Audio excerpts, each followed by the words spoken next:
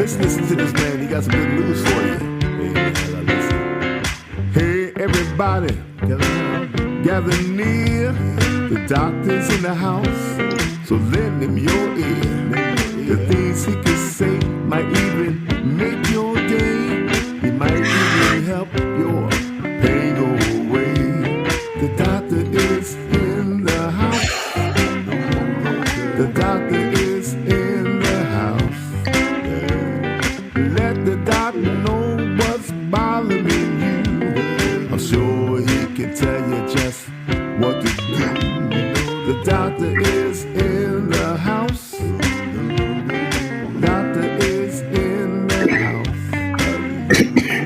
Let the doctor know what's bothering you. Ladies and gentlemen, the doctor is in the house. Welcome, everyone, to Dr. Ron, Filtered Uncensored, podcast number 627. And today we're starting a series on the global agenda of modern medicine, a system that was never designed to keep you healthy, but to keep you dependent and afraid, and to keep it profitable.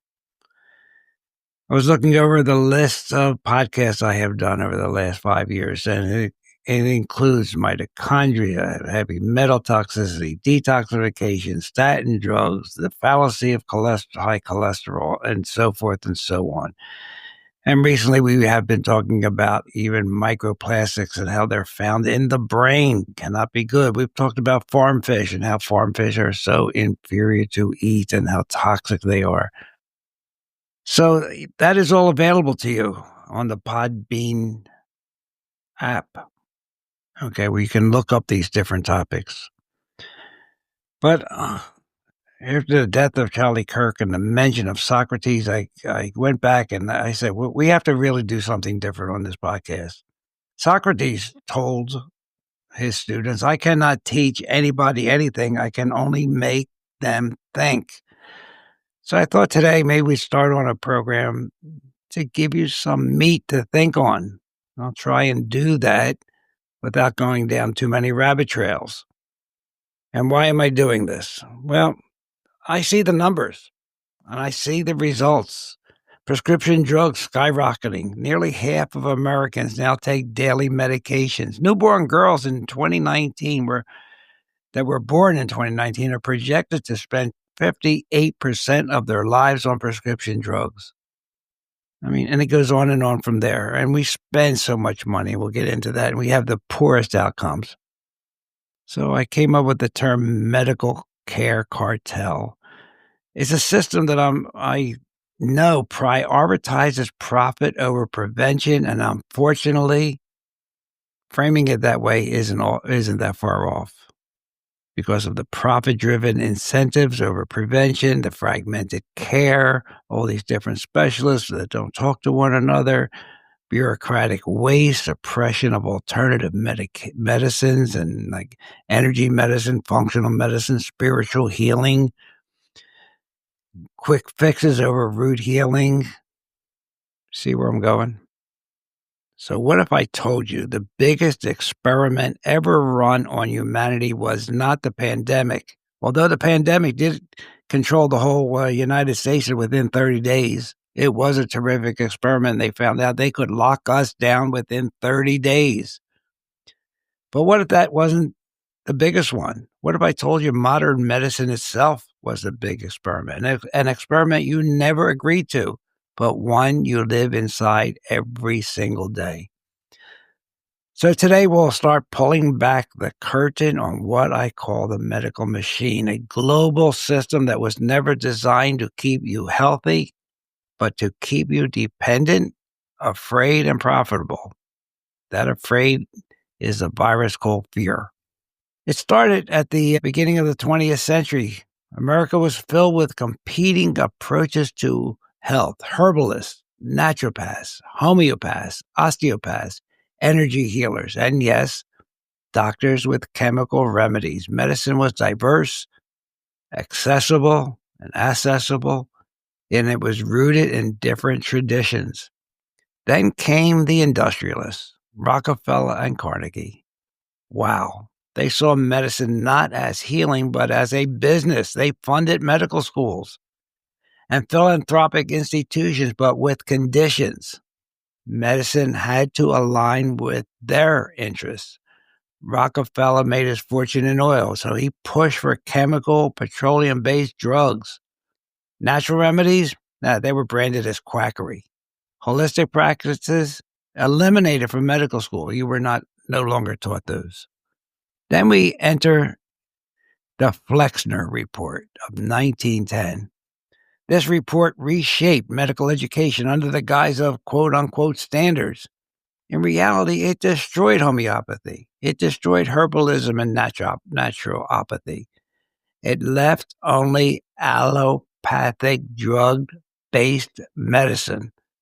What looked like reform was actually the creation of a monopoly. And from that moment, medicine became a controlled market. And the white coat, how about that? It became the uniform of this new medical machine cartel. I'm trying not to go off on a tangent here, so let's stay with the program. So fast forward to today.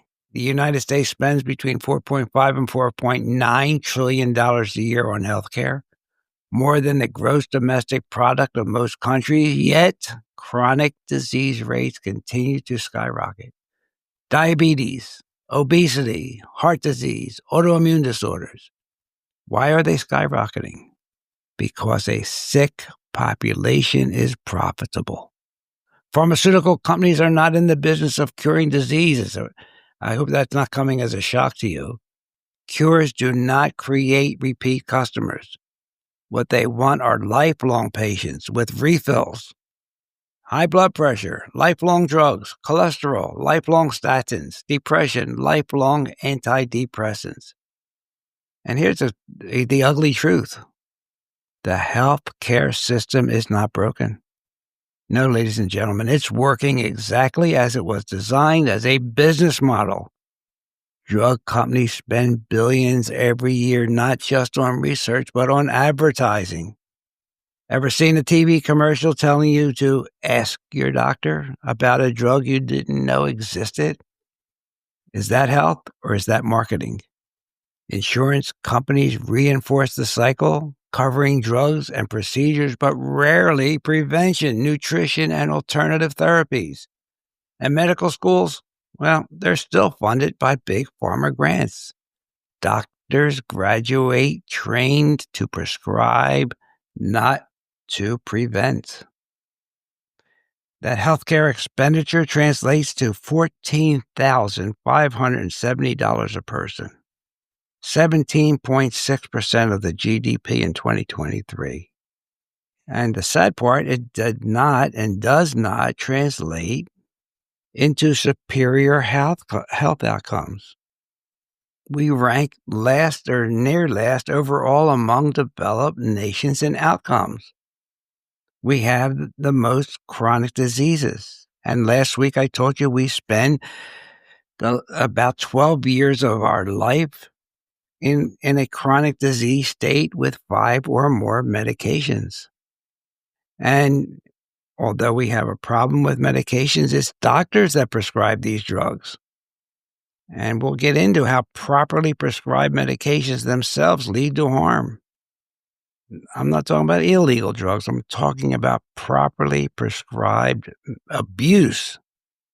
It's estimated that properly prescribed drugs lead to around 1.9 million hospitalizations each year in the United States. So medical and pharmaceutical errors, I will call them the silent killer because it's swept under the rug. The third leading cause of death in the United States is not cancer. It isn't heart disease. It's medical error. And these studies come from the prestigious Johns Hopkins and others. They estimate that 250 to 400,000 Americans die each year from medical mistakes. That's the equivalent of several jumbo jets crashing every single day of the year. And it's not just accidents. That's from properly prescribed drugs, ladies and gentlemen. They're staggering. Patients take medications exactly as they're told, and they still suffer lethal side effects. not overdoses. These are not accidents. These are drugs doing exactly what their labels say they can do. Consider this. Hospital-acquired infections kill tens of thousands each year. Adverse drug reactions kill more than breast cancer and prostate cancer combined. Polypharmacy, which is taking multiple medications, is one of the leading causes of falls, dementia, and hospitalizations in seniors. I live in a continuing care community where over half the hospitalizations every month are from falls. Yet, you almost never hear this in the news. And why? Because media outlets rely so heavily on pharmaceutical advertising dollars. Silence, my dear friends, is bought. Now, for this opening podcast, let's widen the lens a little bit. This isn't just an American problem. The World Health Organization, which influences global health policy, receives massive funding from private interests, including pharmaceutical companies and private foundations. The fox is not just guarding the henhouse. It owns the henhouse. Medical associations like the AMA, the AAFP, the American Academy of Family Physicians, claim to represent doctors, but much of their funding comes from industry. Their lobbying efforts rarely prioritize patients. They prioritize profit. Wow. I was going to go down a rabbit trail, but because the American Academy of Family Physicians came out with us a few days ago and said that polypharmacy, taking too many drugs, let me see how they worded it, might be a cause. They worded it this way: use of certain prescription drugs may be linked to the rise in fall-related mortality among older people. No kidding. I wonder how much money they spent on that study. Sorry about that. And in research, what doesn't matter anyway, it's all rigged. If a treatment cannot be patented, it's ignored. If it threatens a billion-dollar blockbuster drug, well, it's buried. Journals are bought and paid for. Guidelines are influenced and doctors are nudged, sometimes directly bribed to prescribe. The so-called trust the science, they just retracted 11,000 peer-reviewed papers. Why? Because it was all naked gobbledygook. The Wiley scientific publisher said it's not just a scam, it's an industry. We knew academic journals were a $30 billion industry. Wow. Paid for, bought, and published. Even pandemics become opportunities. Lockdowns, mandates, boosters, all under the banner of public health. Yet billions flow into corporate accounts. The global agenda is not to eradicate disease, but to manage it. And when you listen to the television and you hear the people, we want to control this disease. No, they really should be getting to what caused this disease in the first place so we could cure it. But that word cure is not in their dictionary. So here are some questions I often hear. Well, Dr. Ron, if medicine is this dangerous, why don't more doctors speak up? Well, the answer is many doctors don't even realize how captured the system is. They're trained in institutions that are funded by pharma, taught from textbooks, sponsored by industry, and overloaded with patient quotas. And those who do question the system, they risk losing their licenses, their jobs, and even their reputations. If you paid attention, you saw that during the C-19 so-called pandemic. Why don't doctors talk about nutrition, Dr. Ron? Why don't they talk about prevention? Well, the answer is simple: because most medical school doctors get less than 20 hours of nutrition training over a 4-year period. And I hate to tell you this, prevention doesn't make money for the system. A patient cured is a patient lost. And remember, you want answers? I think I'm entitled. You want answers? I want the truth. You can't handle the truth. Well, let's see if we can handle the truth as we go forward in this series. Another question I get, are Are alternative therapies safe? Well, the answer is no, to be honest. No therapy is 100% safe, but let's be real about it. The bar for safety in the pharmaceutical area is shockingly low. Alternative therapies like nutrition, herbal medicine, and energy healing are often far safer than drugs. But because they cannot be patented, they are ignored and mocked. Conspiracy theorists, quacks, because these doctors that practice alternative healing do not prescribe the drugs everybody else does. So what can you do? The question that I got is, what can I do to protect myself and my family? Well, that's a great question, really. Step one is question everything. Do not accept prescriptions blindly. Ask about side effects. Ask the prescriber if there's something natural that could be used. Research alternatives. Focus on prevention, which is going to come down to real food, daily movement, sunlight, hydration, restorative sleep, reduction of your stress, and spiritual grounding. Charlie Kirk was bringing that home. Spiritual grounding. These basics will keep you out of the machine or the cartel more than any prescription will. So what's our framework? What do we do? Well, I know for some of you, this has really been heavy, talking about my own profession. But here's the good news. People are waking up. The white coat does not have to be a symbol of control or fear. It can return to being a symbol of healing. So I am already seeing patients ask me and listeners ask me, should they seek second opinions?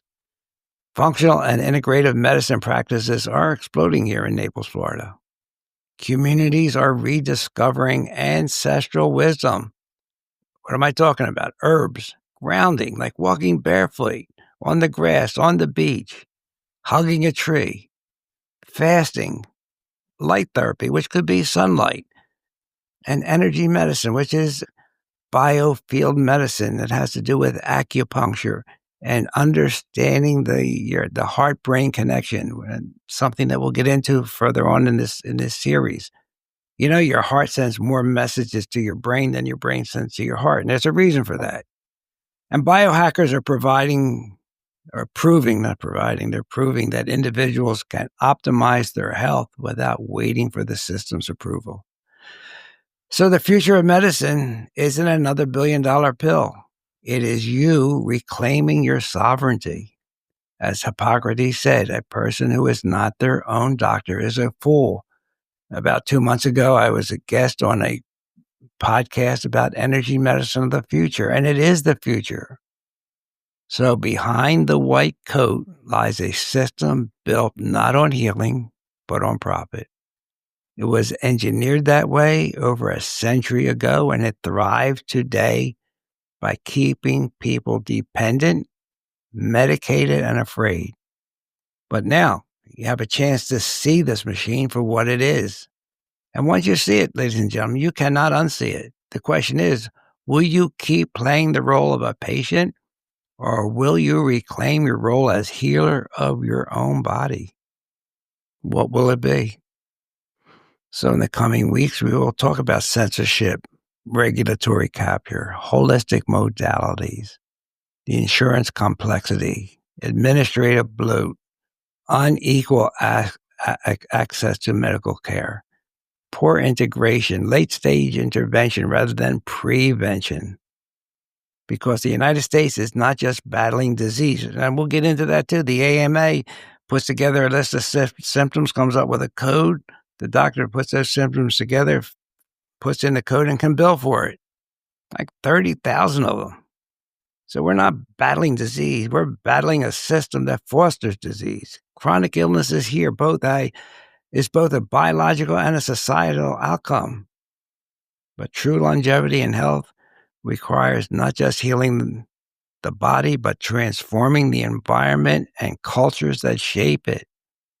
One more statistic for you to remember. 90% of the $4.9 trillion of annual health care is spent on chronic disease, and mental health conditions. The U.S. leads developed nations in deaths from opioid overdoses, higher rates of homicide. The United States has one of the highest infant death rates among wealthy nations, and we spend the most. We have an obesity epidemic, and we have pediatricians prescribing injections for kids rather than taking the time to talk about diet, lifestyle, exercise.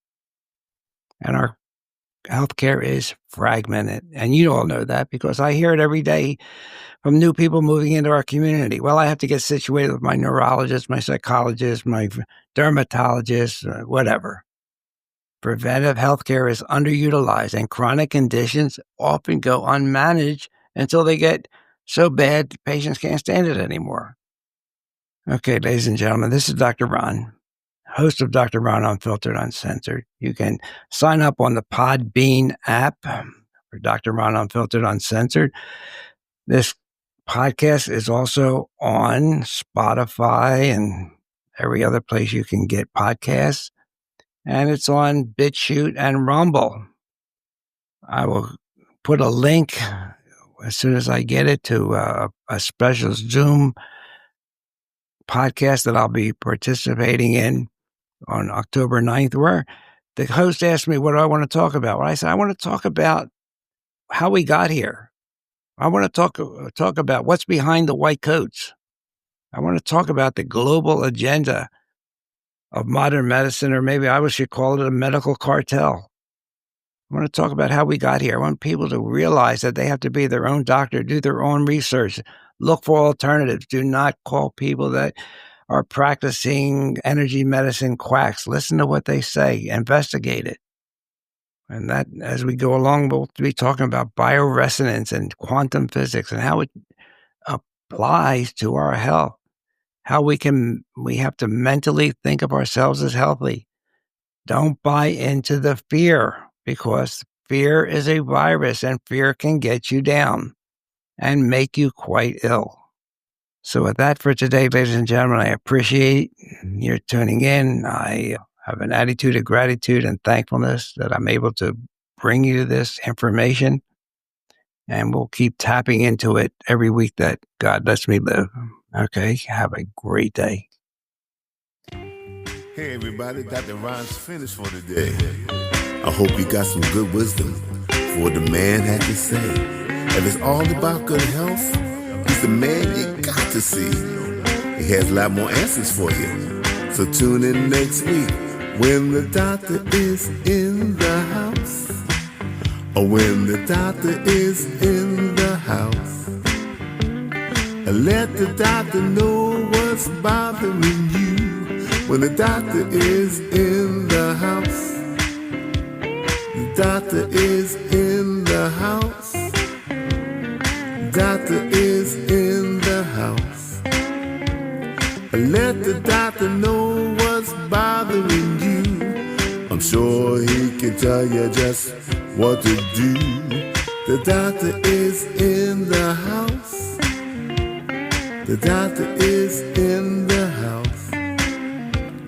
Let the doctor know what's bothering you. When the doctor is in the house. So if you have a pain, call the doctor.